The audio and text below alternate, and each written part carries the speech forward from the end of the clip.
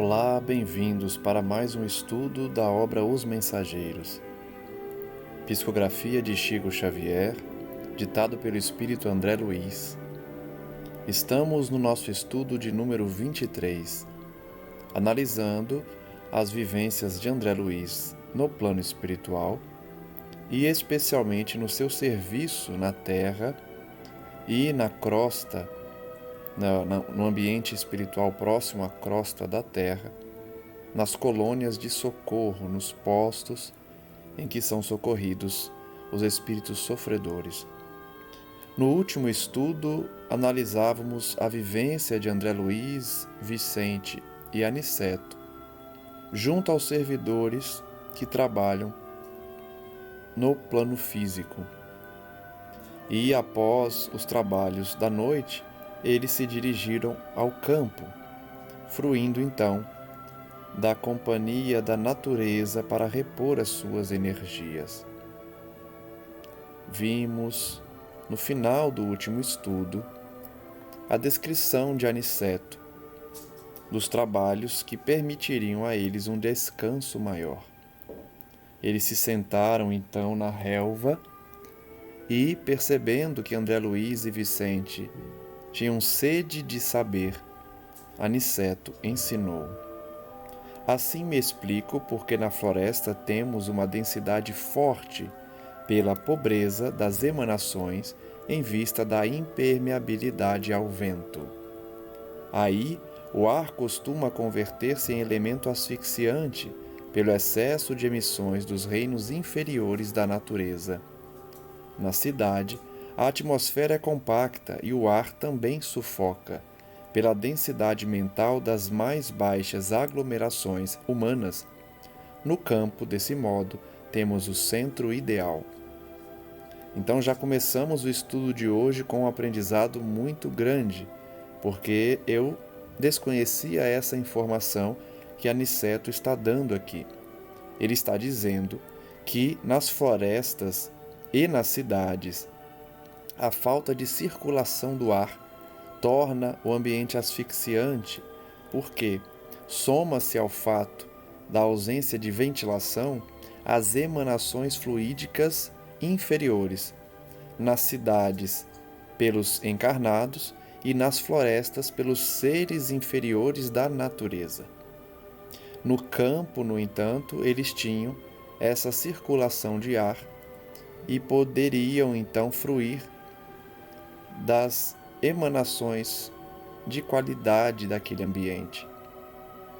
Indicando prazeroso as frondes balouçantes, acentuou: reina aqui a paz relativa e equilibrada da natureza terrestre, nem a selvageria da mata virgem, nem a sufocação dos fluidos humanos. O campo é nosso generoso caminho central, a harmonia possível, o repouso desejável. Embalados ao pio de algumas juritis solitárias, repousamos algumas horas, magnificamente asilados no templo da natureza. Com as primeiras tonalidades do crepúsculo, Aniceto nos convidou a passeio rápido pelas imediações. Reconhecia que estávamos muito mais bem dispostos. Eles já se sentiam melhor, mais recuperados para os trabalhos. Porque, como vimos, no campo não há as emanações fluídicas inferiores dos encarnados, nem dos seres inferiores na mata fechada. Somente depois de nos locomovermos por alguns minutos, André Luiz diz que observou nas vizinhanças que havia grande quantidade de trabalhadores espirituais. Em face das perguntas, Aniceto explicou: o campo é também vasta oficina para os serviços de nossa colaboração ativa. E apontando os servidores que iam e vinham, considerou: o reino vegetal possui cooperadores numerosos. Vocês possivelmente ignoram que muitos irmãos se preparam para o mérito de nova encarnação no mundo, prestando serviço aos reinos inferiores. O trabalho com o Senhor é uma escola viva em toda parte. Então, mais uma informação importante que Aniceto ensina quando André Luiz percebe que havia servidores naquele campo. Aniceto vai dizer que o reino vegetal possui cooperadores e que nós ignoramos muitas vezes os irmãos que se preparam para a nova encarnação, prestando serviço aos reinos inferiores. Então, na natureza também há espíritos que prestam serviços a fim de que adquiram mérito para uma nova encarnação. Vejam que, de fato, o trabalho com Deus é uma escola viva em toda parte. Sempre há oportunidades de trabalho, se não na terra, no reino animal, no reino vegetal.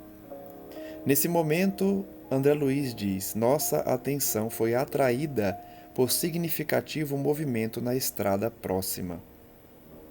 Dirigimo-nos para lá, seguindo os passos de Aniceto, que parecia adivinhar o acontecimento. Eles viram então a movimentação na estrada e Aniceto já sabia o que era. André Luiz diz que observou então um quadro interessante. Um homem jazia por terra numa poça de sangue, ao lado de pequeno veículo sustentado por um muar impaciente, dando mostras de grande inquietação. Então talvez tenha sido um caso de atropelamento, porque havia uma pessoa caída ao chão, sangrando. 2 companheiros encarnados prestavam socorro ao ferido, apressadamente. É preciso conduzi-lo à fazenda sem perda de tempo, dizia um deles aflito. Temo haja fraturado o crânio. O número de desencarnados que auxiliava o pequeno grupo, todavia, era muito grande. Um amigo espiritual, que me pareceu o chefe naquela aglomeração, recebeu Aniceto e a nós com deferência e simpatia e explicou rapidamente a ocorrência. O carroceiro havia recebido uma patada de um burro e era necessário socorrer o ferido. Serenada a situação, vi o referido superior hierárquico chamar um guarda do caminho, interpelando: Glicério, como permitiu semelhante acontecimento? Esse trecho da estrada está sob sua responsabilidade direta. O subordinado, respeitoso, considerou sensatamente: fiz o possível por salvar este homem, que aliás é um pobre pai de família. Meus esforços foram improfícuos pela imprudência dele. Há muito procuro cercá-lo de cuidados, sempre que passa por aqui. Entretanto, o infeliz não tem o mínimo respeito pelos dons naturais de Deus. É de uma grosseria inominável para com os animais que o auxiliam a ganhar o pão. Não sabe senão gritar, encolerizar-se, surrar e ferir. Tem a mente fechada às sugestões do agradecimento. Não estima senão a praga e o chicote. Hoje, tanto perturbou o pobre Moar, que é o jegue, o burro, que o ajuda, tanto o castigou que pareceu mais animalizado. Quando se tornou quase irracional pelo excesso de fúria e ingratidão, meu auxílio espiritual se tornou ineficiente. Atormentado pelas descargas de cólera do condutor, o burro humilde o atacou com a pata. Que fazer? Minha obrigação foi cumprida.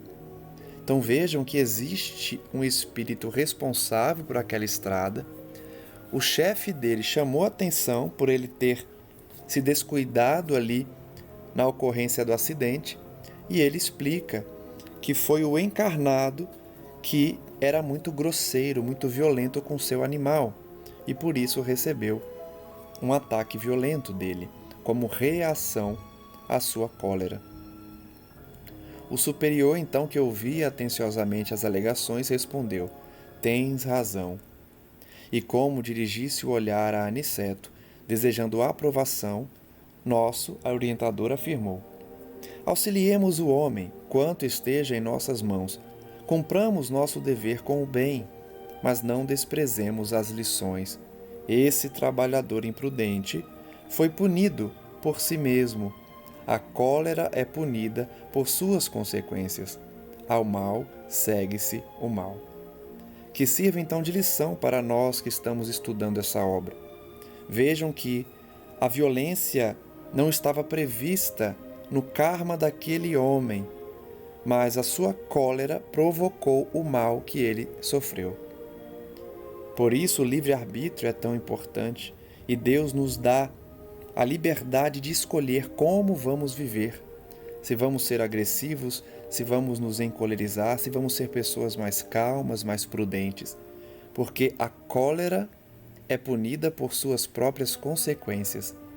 Quem possui cólera, conforme nós vemos também no ensino do Evangelho segundo o Espiritismo, acaba cultivando um ambiente terrível em que atrai muitas mazelas que não estavam previstas.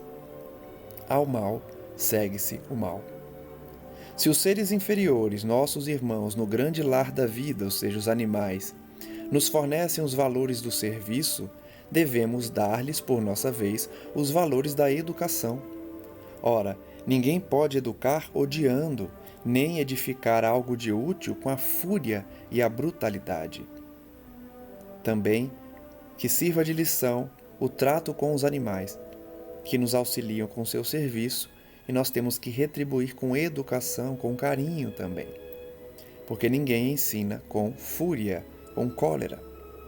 E indicando o grupo que conduzia o ferido a uma casa próxima, concluiu, imperturbável: como homem comum, nosso pobre amigo sofrerá muitos dias, chumbado ao leito. Entre as aflições dos familiares, demorar-se-á um tanto a restabelecer o equilíbrio orgânico. Mas como o Espírito eterno recebeu agora uma lição útil e necessária. Então vejam que a recuperação daquele homem seria lenta. Tudo porque ele encolerizou-se com o animal e praticava maus tratos. Se ele tivesse optado por ser uma pessoa melhor, mais equilibrada, não sofreria aquela pancada na cabeça, ficando, portanto, chumbado a um leito até que se recuperasse. Mas serviu de lição ao seu espírito. Altamente surpreendido, André Luiz diz que reparou na grande serenidade do nosso orientador e começou a compreender que ninguém desrespeita a natureza sem o doloroso choque de retorno a todo tempo. Devemos respeitar a natureza. Entremos no capítulo 42, Evangelho no ambiente rural. André Luiz vai dizer: apagados os comentários mais vivos relativamente ao episódio desagradável, o superior hierárquico daquela grande turma de trabalhadores espirituais indagou do nosso orientador com delicadeza: nobre Aniceto, valendo-vos da oportunidade, poderias interpretar para nós outros alguma das lições evangélicas ainda hoje? Olhem que interessante. Os grupos de trabalhadores não são elevados, não têm um mentor da estirpe de Aniceto. Então eles aproveitavam a presença do mentor Aniceto e pediram uma palavra dele, um ensino evangélico. Aniceto concordou. Notou então André Luiz que o interesse a respeito do assunto era enorme. Com grande surpresa, viu que os servidores da gleba traziam ao estimado mentor um livro que não tive dificuldades em identificar. Era um exemplar do Evangelho que Aniceto abriu firmemente, como quem sabia onde estava a lição do momento. Fixando então a página escolhida, começou a meditar, enquanto sublimada luz lhe aureolou a fronte. Houve profundo silêncio. Todos os colaboradores demonstravam grande interesse pela palavra que se fazia. Tudo era de aspecto imponente e calmo na natureza. Um rebanho bovino acercara-se deles, atraído por forças magnéticas que não consegui compreender. Então eles iriam realizar um evangelho no campo, Aniceto sendo o intérprete da página. E destaca-se aqui a presença dos animais, a atração dos bois para o grupo, que estava ali em espírito, mas os animais conseguem pressentir o mundo espiritual. Por isso um rebanho bovino se aproximou pelas forças magnéticas que André Luiz não compreendia. Alguns burros humildes também chegaram, de longe, e as aves tranquilizaram-se nas frondes fartas sem um pio sequer. A única voz que toava, leve e branda, era a do vento, sussurrando harmonia e frescura. A paisagem não podia ser mais bela, vestida em ouro líquido do poente. Excetuada a rusticidade natural do quadro vivo, o ambiente sugeria recordações fiéis dos verdes salões de nosso lar. Então, que bonita a cena na natureza em que os animais acompanhavam o Evangelho e tudo era paz naquele campo, fazendo lembrar André Luiz da colônia Nosso Lar. Aniceto, então, mergulhando o olhar no sagrado livro, leu em voz alta os versículos 19, 20 e 21 do capítulo 8 da Epístola aos Romanos. Porque a ardente expectação da criatura espera a manifestação dos filhos de Deus. Porque a criação ficou sujeita à vaidade, não por sua vontade, mas por causa do que a sujeitou, na esperança de que também a mesma criatura será libertada da servidão da corrupção para a liberdade da glória dos filhos de Deus. Em seguida, Aniceto refletiu alguns instantes e comentou: Irmãos, recebamos a bênção no campo, a bênção do campo, louvando o amor e a sabedoria de nosso Pai. Exaltemos o soberano Espírito de vida que sopra em nós a força eterna da incessante renovação. Ponderemos a palavra do apóstolo da gentilidade para extrair-lhe o conteúdo divino. Há milênios, a natureza espera a compreensão dos homens. Não se tem alimentado tão somente de esperança, mas vive em ardente expectação, aguardando o entendimento e o auxílio dos espíritos encarnados na terra, mais propriamente considerados filhos de Deus. Entretanto, as forças naturais continuam sofrendo a opressão de todas as vaidades humanas. Então vejam que Aniceto interpretou a passagem de Paulo como se a natureza esperasse a boa vontade dos homens de exercer a lei da fraternidade. Nós, porém, oprimimos pela vaidade a natureza, as forças naturais. E isso, porém, ocorre, meus amigos, porque também o Senhor tem esperança na libertação dos seres escravizados na crosta, para que se verifique igualmente a liberdade na glória do homem. Conheço-vos de perto os sacrifícios, abnegados trabalhadores espirituais do solo terrestre. Muitos de vós aqui permaneceis, como em múltiplas regiões do planeta, ajudando a companheiros encarnados acorrentados às ilusões da ganância de ordem material. Então Aniceto se dirigia àqueles trabalhadores que ficavam junto aos homens na terra, certamente os sertanejos, os baianos, a classe de espíritos que é comum vermos na Umbanda, de vinculação com a natureza, vinculação com os sertões, com o homem sertanejo, com o homem da zona rural. Então Aniceto se dirigia diretamente a esses espíritos que trabalhavam ali na zona rural, ajudando os homens do campo também na sua espiritualidade. Quantas vezes vosso auxílio é convertido em baixas explorações no campo dos negócios terrestres? A maioria dos cultivadores da terra tudo exige sem nada oferecer. Enquanto zelais cuidadosamente pela manutenção das bases da vida, tendes visto a civilização funcionando qual vigorosa máquina de triturar, convertendo-se os homens, nossos irmãos, em pequenos moloques de pão, carne e vinho, absolutamente mergulhados na viciação dos sentimentos e nos excessos da alimentação, despreocupados do imenso débito para com a natureza amorável e generosa. Então Aniceto traz a lição de que aqueles espíritos estavam na função de protetores da natureza, enquanto os homens, muitas vezes, do sertão, do campo, somente exploravam a terra, objetivando lucro, sem respeitar a natureza, viciando os sentimentos e cometendo excessos na alimentação, sem se preocuparem com o débito que estavam criando junto àquela natureza sempre generosa.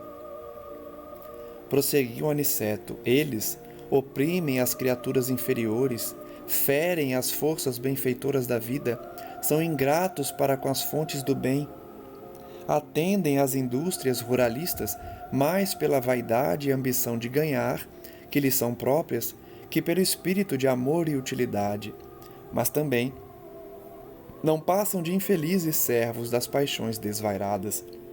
Então Aniceto descreve que muitos homens do campo somente querem explorar a terra, vendendo então o material às indústrias, sem respeitar tanto a saúde da terra quanto dos animais que eles exploram. São servos inferiores e infelizes das paixões desvairadas. Traçam programas de riqueza mentirosa que lhes constituem a ruína. Escrevem tratados de política econômica que redundam em guerras destruidoras. Desenvolvem o comércio do ganho indébito, colhendo as complicações internacionais que dão curso à miséria. Vejam quantas atitudes o homem do campo pratica que são consideradas desequilibradas aos olhos de Deus, que só querem lucro, que querem criar modelos econômicos de exploração da natureza, sem se preocupar com a alimentação do mundo, com as crises internacionais. Dominam os mais fracos, os exploram, acordando, porém, mais tarde entre os monstros do ódio. É para eles, nossos semelhantes encarnados na crosta, que devemos voltar igualmente os olhos, com espírito de tolerância e fraternidade. Então, depois de elencar todos os erros que eles cometem, Aniceto destaca que era necessário pedir por eles, ajudá-los, porque eram irmãos em sofrimento, porque mergulhados no erro, precisavam de tolerância e fraternidade. Ajudemo-los ainda, agora e sempre. Não esqueçamos que o Senhor está esperando pelo futuro deles.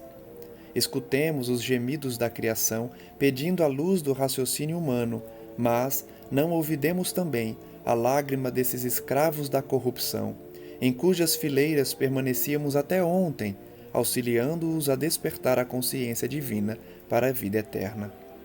Então Aniceto traz a preocupação tanto com a natureza, com os animais, que sofrem pedindo raciocínio a Deus, quanto os homens que exploram os animais e a natureza, porque nós também estivemos há pouco tempo na mesma condição, de exploradores.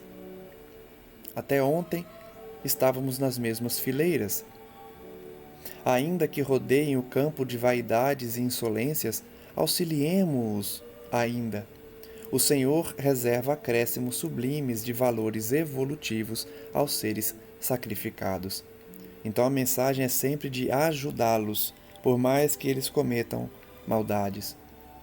Não olvidará ele, Deus, a árvore útil, o animal exterminado, o ser humilde que se consumiu em benefício de outro ser. Cooperemos, por nossa vez, no despertar dos homens, nossos irmãos, relativamente ao nosso débito para com a natureza maternal. Sempre, ao voltarmos à crosta, envolvendo-nos em fluidos do círculo carnal, levamos muito longe a aquisição de nitrogênio. Convertemos em tragédia mundial o que poderia constituir a procura serena e edificante. Como sabemos, organismo algum poderá viver na Terra sem essa substância, e embora se locomova no oceano de nitrogênio, respirando-o na média de 1000 litros por dia, não pode o homem, como nenhum ser vivo do planeta, apropriar-se do nitrogênio do ar. Por enquanto, não permite o Senhor a criação de células nos organismos viventes do nosso mundo que procedam à absorção espontânea desse elemento de importância primordial na manutenção da vida, como acontece ao oxigênio comum. Então aqui merece destaque porque é uma informação muito profunda e interessante. Aniceto está dizendo que Deus não permite que nós desenvolvamos organismos que possam absorver o nitrogênio, pois o nitrogênio é o que mantém a vida junto ao oxigênio que nós conseguimos absorver. Então, Deus, por misericórdia à natureza, não permite que os homens ainda absorvam de uma forma tão completa o nitrogênio, para que não destruam a atmosfera, o reino vegetal, animal, que dependem desse elemento. Somente as plantas, infatigáveis operárias do orbe, conseguem retirá-lo do solo, fixando-o para o entretenimento da vida noutros seres. Cada grão de trigo é uma bênção nitrogenada para sustento das criaturas. Cada fruto da terra é uma bolsa de açúcar e albumina repleta do nitrogênio indispensável ao equilíbrio orgânico dos seres vivos. Então, além de demonstrar que os homens não podem trabalhar com esse elemento de forma natural, ele ensina que só as plantas têm essa função para manter a vida na terra. Todas as indústrias agropecuárias não representam, na essência, senão a procura organizada e metódica do precioso elemento da vida. Se o homem conseguisse fixar 10 gramas aproximadamente dos 1.000 litros de nitrogênio que respira diariamente, a crosta estaria transformada no paraíso verdadeiramente espiritual. Olha só, se nós pudéssemos manipular pouca quantidade de nitrogênio, a Terra teria uma outra característica. Seria um paraíso, nas palavras de Aniceto. Mas, se muito nos dá o Senhor, é razoável que exija a colaboração do nosso esforço na construção da nossa própria felicidade.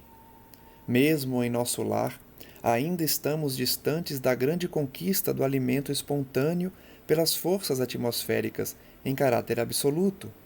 E o homem, meus amigos, transforma a procura de nitrogênio em movimento de paixões desvairadas, ferindo e sendo ferido, ofendendo e sendo ofendido, escravizando e tornando-se cativo, segregado em densas trevas. Aniceto então ensina que nem mesmo em nosso lar eles conseguem manipular o nitrogênio para produzir o alimento de forma direta. Por isso nós aqui na Terra manipulamos de diversas formas para produzir os alimentos, e que essa é uma característica do nosso orbe, de utilizar essas riquezas para angariar riquezas, dominar os outros e praticar a maldade. Ajudemo-lo a compreender, para que se organize uma era nova. Auxiliemo-lo a amar a terra antes de explorá-la no sentido inferior, a valer-se da cooperação dos animais sem os recursos do extermínio. Então, Aniceto estimula aqueles espíritos a ensinar os homens a trabalhar a terra com respeito, a respeitar os animais, o solo, os elementos do ar que produzem a vida, sem exterminar a natureza. Nessa época, o matadouro será convertido em local de cooperação, onde o homem atenderá aos seres inferiores e onde estes atenderão às necessidades do homem. E as árvores úteis viverão em meio do respeito que lhes é devido. Então vejam que, mesmo no mundo regenerado, Aniceto ensina que os animais ainda terão a função de alimentar os homens. Ele não diz aqui que seremos apenas pessoas que se alimentam dos vegetais, né? Mas sim carnívoros também, né? Que se alimentam da carne. E as árvores também terão respeitadas as suas funções. Nesse tempo sublime, a indústria glorificará o bem, e sentindo-nos o entendimento, a boa vontade e a veneração às leis divinas, permitir-nos-á o Senhor, pelo menos em parte, a solução do problema técnico de fixação do nitrogênio da atmosfera. Então, essa informação também é muito curiosa. A humanidade somente alcançará a tecnologia para extrair o nitrogênio da atmosfera quando estivermos em convivência pacífica e equilibrada com a natureza, utilizando-se do reino animal e vegetal para a alimentação equilibrada, sem excessos. Aí então poderemos extrair o nitrogênio e outros elementos. Ensinemos aos nossos irmãos que a vida não é um roubo incessante, em que a planta lesa o solo, o animal extermina a planta e o homem assassina o animal, mas um movimento de permuta divina, de cooperação generosa, que nunca perturbaremos sem grave dano à própria condição de criaturas responsáveis e evolutivas. Não condenemos, auxiliemos sempre. Então, Aniceto é claro a orientar aquelas entidades a ajudar os homens, por mais que explorem a terra, a natureza, porque no futuro nós viveremos essa permuta com os outros reinos, sem o extermínio recíproco. A Assembleia, tanto quanto nós, estava sob forte impressão com as palavras de Aniceto. Ele então calou-se, contemplou com simpatia os animais e as aves próximas, como se estivesse a endereçar-lhes profundos pensamentos de amor, e a seguir fechou o livro sagrado com estas palavras: observamos com o Evangelho que a criação aguarda ansiosamente a manifestação dos filhos de Deus encarnados. Concordamos que as criaturas inferiores têm suportado o peso de iniquidades imensas. Continuemos em auxílio delas, mas não nos percamos em vãs contendas. Os homens esperam também a nossa manifestação espiritual.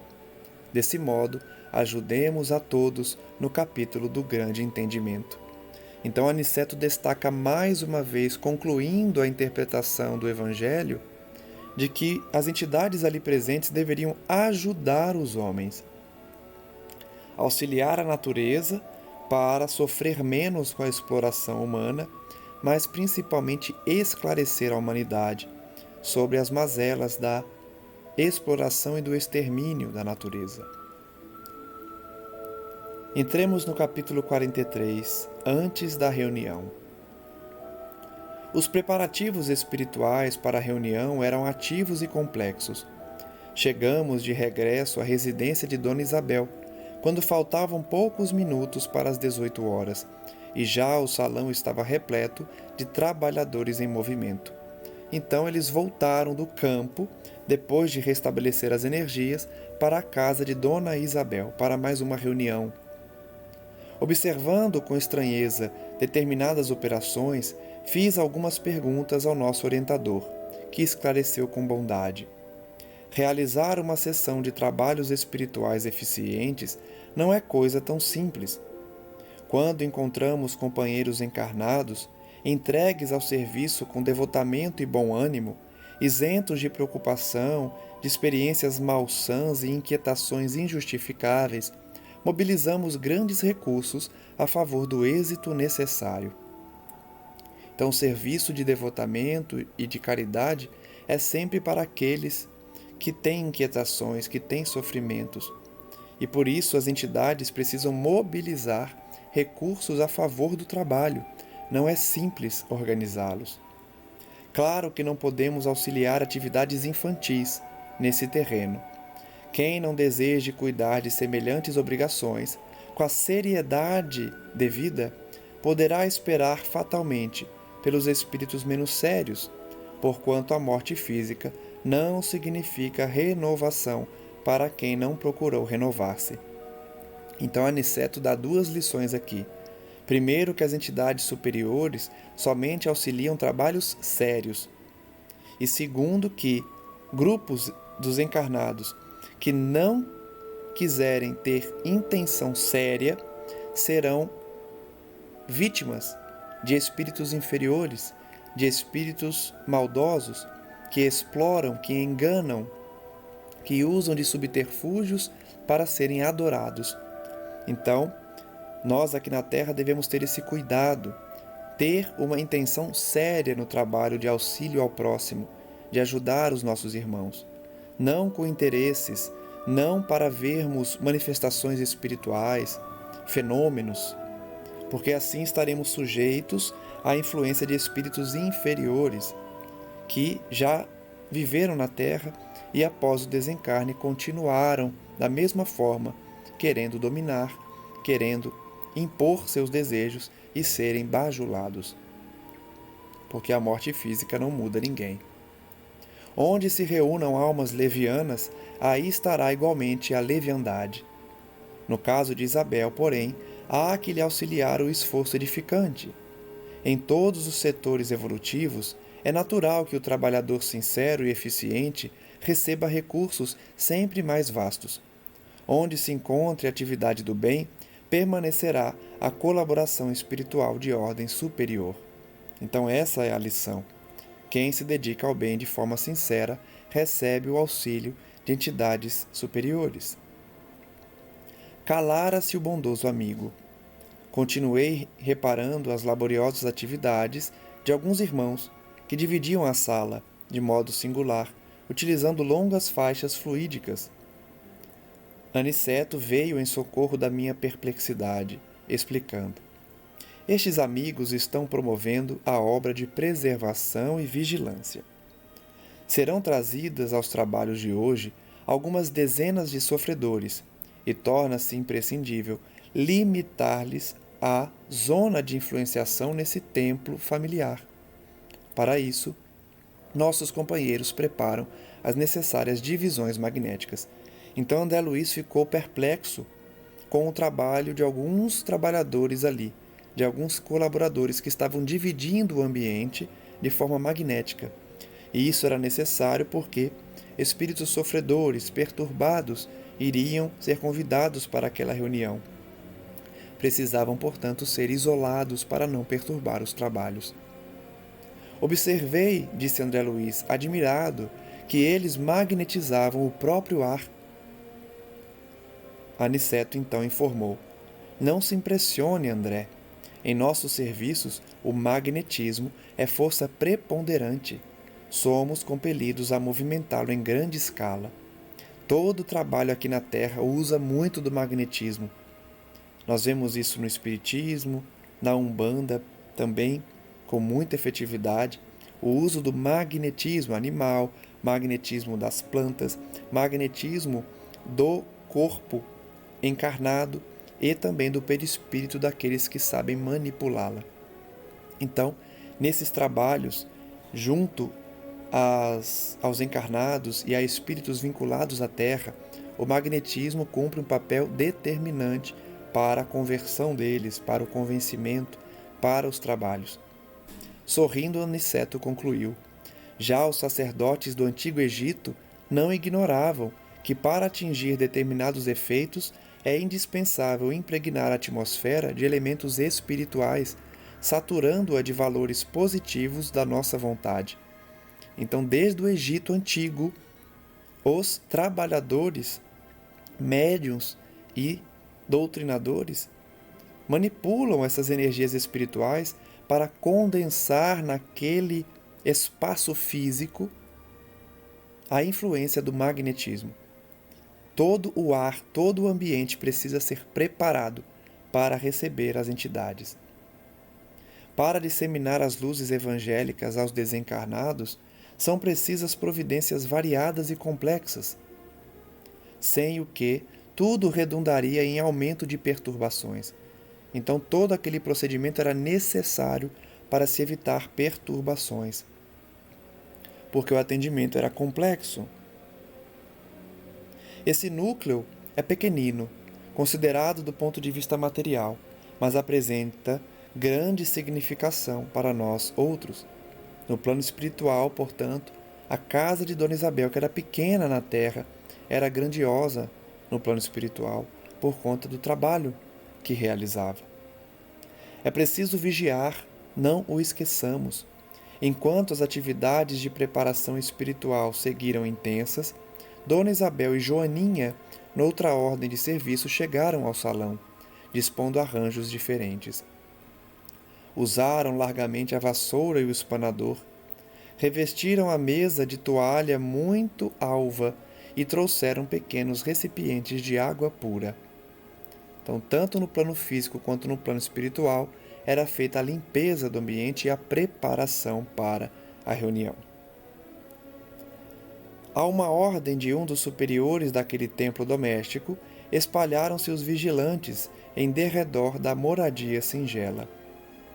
Os espíritos então ali presentes, depois de uma ordem dada, circundavam a casa, se colocaram no entorno da casa.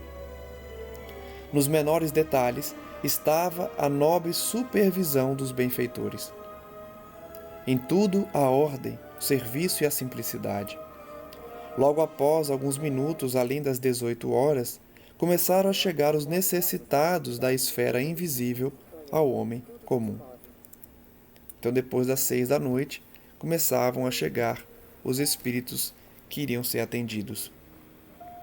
Se fosse concedida à criatura vulgar, ou seja, criatura encarnada, uma vista de olhos, ainda que ligeira, sobre uma assembleia de espíritos desencarnados, em perturbação e sofrimento, muito se lhes modificariam as atitudes na vida normal.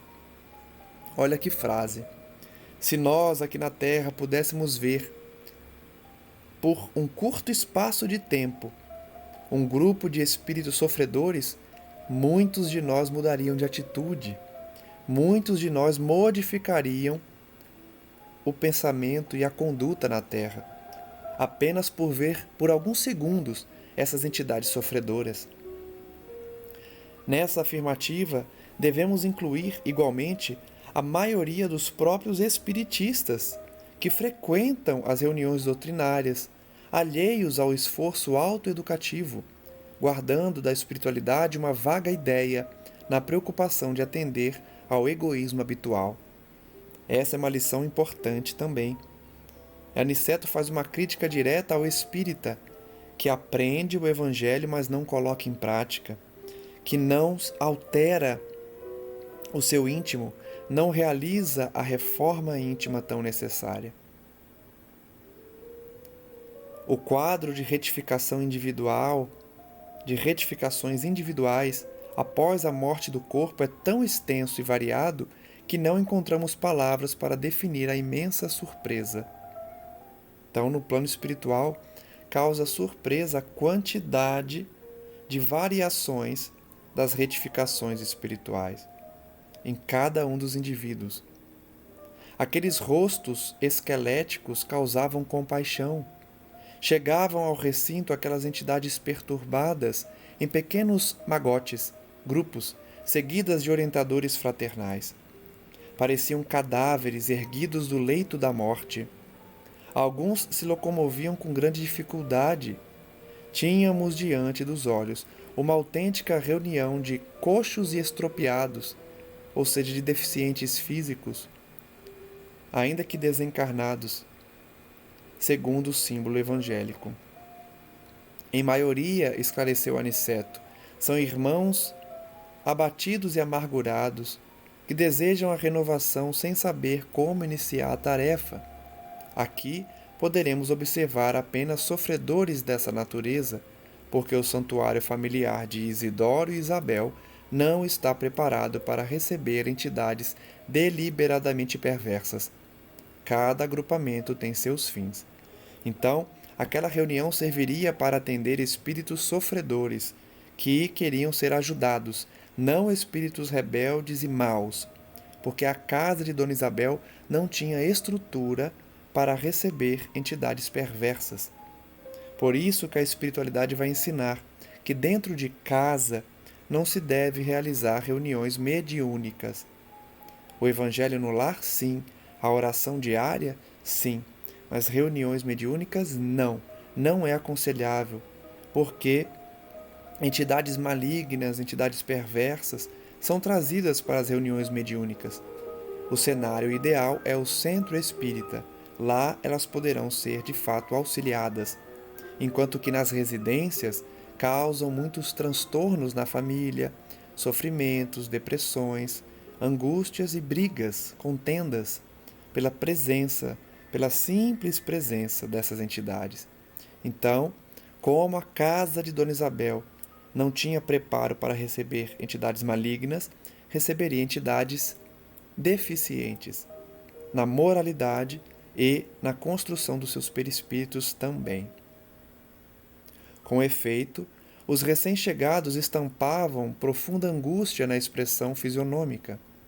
As senhoras em pranto eram numerosas. O quadro consternava. Algumas entidades mantinham as mãos no ventre.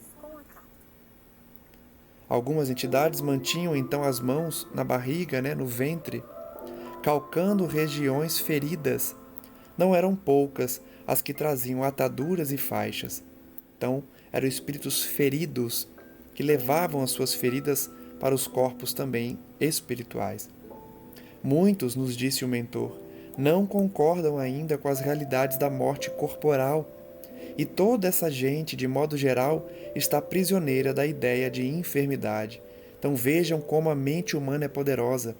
Pessoas que já deixaram o plano físico, já desencarnaram, mantêm com a sua mente doenças no corpo, feridas, sentem dores, sentem os sintomas das doenças, porque a mente tem um poder incrível no plano espiritual. No plano físico também, mas lá as entidades prosseguem com as mesmas sensações, com as mesmas ideações dos seus pensamentos, das suas mentes. Existem pessoas, e vocês, como médicos, as terão conhecido largamente, que cultivam as moléstias com verdadeira volúpia. Os hipocondríacos, aqueles que têm prazer em ficar doentes, que gostam de enumerar as moléstias e as doenças que possuem ou que fingem possuir, ou que pensam possuir. Apaixonam-se pelos diagnósticos exatos, acompanham no corpo, com indefinível ardor, a manifestação dos indícios mórbidos, estudam a teoria da doença de que são portadoras, como jamais analisam um dever justo no quadro das obrigações diárias, e quando não dispõem das informações nos livros, estimam a longa atenção dos médicos, os minuciosos cuidados da enfermagem e as compridas dissertações sobre a enfermidade de que se constituem voluntárias prisioneiras. Então Aniceto relembra André Luiz e Vicente, que foram médicos na Terra, desses espíritos que gostam de ficar doentes, que gostam de enumerar as suas enfermidades e que muitas vezes buscam os livros, buscam hoje em dia a internet para conhecer as doenças que possuem e ficarem verdadeiros especialistas, enquanto que Aniceto critica que eles não têm a mesma força de vontade para o autoaperfeiçoamento, para cumprir com seus deveres na escala evolutiva e na vivência da Terra. São prisioneiros voluntários das suas doenças. Sobrevindo a desencarnação, é muito difícil o acordo entre elas e a verdade, porquanto prosseguem mantendo a ideia dominante. Então, mesmo depois de desencarnarem, esses espíritos mantêm a doença neles. Olha que triste isso, porque nós aprendemos nas obras básicas, nas obras complementares, nas obras que precederam Kardec e também posteriores a ele sobre o Espiritismo, que a expiação através da dor física é uma forma de nós nos libertarmos de um passado de erros. Então a pessoa equilibrada que sofre com resignação, ela abandona o corpo físico com a morte, deixando para trás a doença do corpo físico. A sua alma segue no plano espiritual sem qualquer doença, sem qualquer enfermidade, porque ela se libertou daquele passado de erros, expiando na terra, muitas vezes com um corpo enfermiço, mas quando desencarna, deixa na terra o corpo físico e a doença nele, libertando-se totalmente da enfermidade. Essas entidades descritas aqui, no entanto, mesmo após a morte, continuam doentes, porque a doença não lhes serviu de expiação. Eles não expiaram com resignação, certamente se revoltaram, certamente entenderam que não eram merecedores daquela enfermidade e com isso se revoltaram contra Deus. Dessa forma, a expiação não tem a sua função imediata e a sua função primordial de libertar o homem do seu passado de erros. Por isso, nós já destacamos aqui em outros estudos, é necessário sofrer com resignação, com aceitação da vontade divina, buscando sim diminuir as dores, curar as doenças, mas não se revoltar se nos depararmos com doenças incuráveis ou com situações que nós não conseguimos afastar as enfermidades. Assim, esses indivíduos, quando desencarnam, não conseguem se libertar da ideia dominante da enfermidade.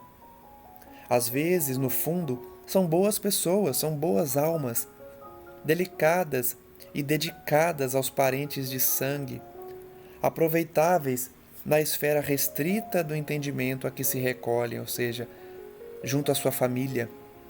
Mas, no entanto, carregadas de viciação mental por muitos séculos consecutivos, apesar de serem pessoas boas, trazem as viciações nas suas mentes. E num gesto diferente, Aniceto considerou: demoramo-nos todos a escapar da velha concha do individualismo. A visão da universalidade custa preço alto e nem sempre estamos dispostos a pagá-lo. Então, conhecer a espiritualidade, elevar-se espiritualmente, custa um preço alto, que é o de se libertar do egoísmo, se libertar das paixões, do orgulho, que são as chagas da humanidade. Quem está disposto então a pagar esse preço deve realizar reforma íntima. Não queremos renunciar ao gosto antigo, fugimos aos sacrifícios louváveis. Quantos de nós fogem aos sacrifícios, querem ter uma vida mansa, uma vida confortável, uma vida sem perseguições, sem sacrifícios? Mas essa não é a vida do cristão verdadeiro. O cristão que pratica o Evangelho é perseguido, é incompreendido, é tido como louco, como tolo, como banana que aceita tudo, que pode ser pisado, pisoteado, ofendido, que não responde às ofensas. Então, o verdadeiro cristão de fato sofre no mundo, mas poucos estão dispostos a realizar esses sacrifícios louváveis. Nessas circunstâncias, o mundo que prevalece para a alma desencarnada por longo tempo é o reino pessoal de nossas criações inferiores. Então, esses indivíduos que não se preocuparam com o lado espiritual, com a sua espiritualidade, não tiveram como objetivo despertar a espiritualidade, chegam no plano espiritual cheio de defeitos, cheio de enfermidades, de necessidades do corpo físico que já deixaram na terra, mas carregaram com suas mentes as mesmas necessidades por longo tempo. Criam com suas mentes as emanações inferiores. Ora, desse modo, quem cultivou a enfermidade com adoração submeteu-se-lhe ao império. É lógico que devemos, quando encarnados, prestar toda a assistência ao corpo físico, que funciona para nós como vaso sagrado. Mas remediar a saúde e viciar a mente são duas atitudes essencialmente antagônicas entre si.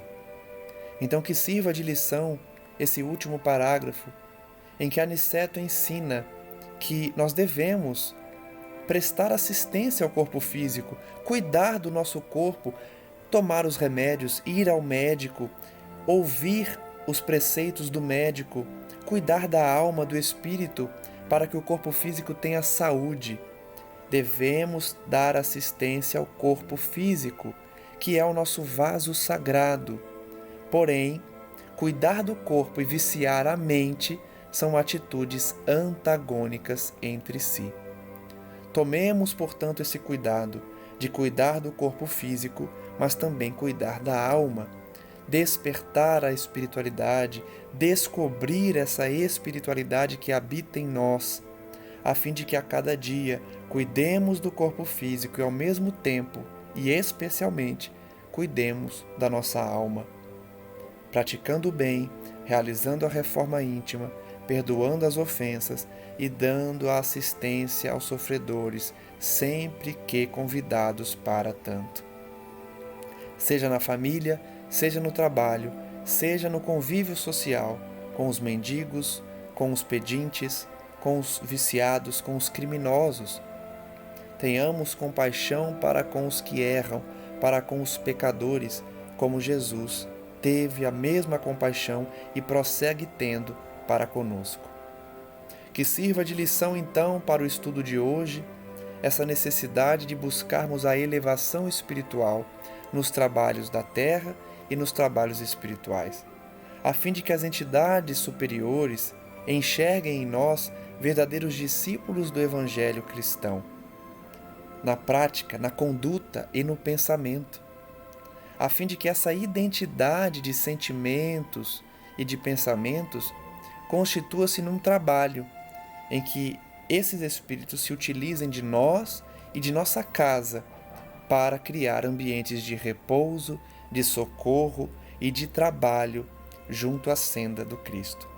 Por isso, agradecemos ao nosso Senhor mais uma vez e pedimos ao final desse estudo que todas essas lições sejam absorvidas por nossos irmãos e por nós outros, a fim de que estejamos aptos a servir nessa senda bendita do Cristo, ao esclarecer consciências, ao alertar sobre os perigos das viciações e das paixões, a necessidade da reforma íntima e do autoaperfeiçoamento. Na conduta diária, na prática da caridade e na reciclagem dos nossos pensamentos. Que o Senhor possa continuar a nos abençoar, a nos envolver e a nos livrar de todo mal, e que nós façamos por onde receber esse amor e esse carinho, essa proteção, para que com a nossa sintonia estejamos aptos também a elevar o nosso pensamento e a ascender espiritualmente. Graças a Deus. Agradeço mais uma vez a presença de todos e peço à espiritualidade amiga que nos abençoe, nos envolva e envie essas energias aos irmãos sofredores que tanto necessitam. Que assim seja, graças a Deus, e até o próximo estudo.